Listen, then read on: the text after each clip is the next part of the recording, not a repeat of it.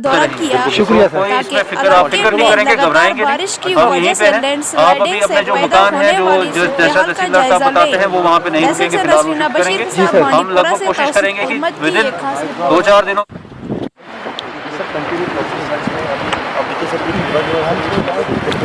TBM का tip है जहाँ से स्टील टनल शुरू होता है वो कितना ऊपर है, कितना दूर? सर कम से कम वो 500-600 मीटर अंदर सर साफ साइड है तो काफ़ी दूर है। ये हमें कल रात को जैसी इंटीमेशन आई इस चीज़ की कि यहाँ पे दोबारा से लैंडस्लाइड हो रही है और नीचे एक बस्ती भी है जिसको खतरा हो सकता है, तो इमीडिएटली हमारे जो ऑफिसर्स हैं दे रश टू द स्पॉट। हमारे तहसीलदार साहब, हमारे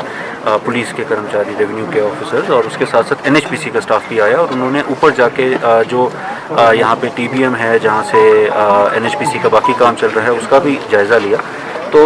ये क्योंकि पिछले 3-4 दिनों से जो बारिशें हो रही थी लगातार और जो जिस तरह का स्ट्रेटा हम देख रहे हैं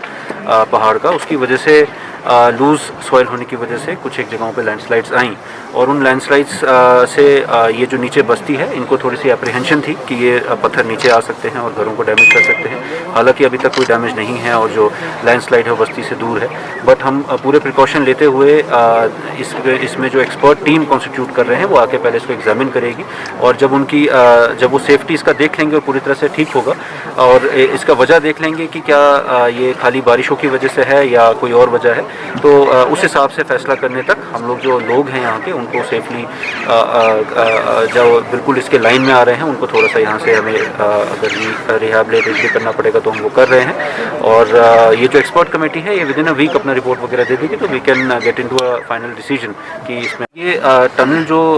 ये 600 मीटर के करीब मुझे बताया जा रहा है कि यहाँ से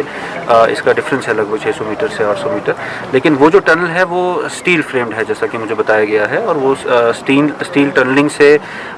पानी का निकलना, इफ्यूजन होना मुश्किल है और NHPC के थ्रू इसकी पूरी जांच की गई। कल रात को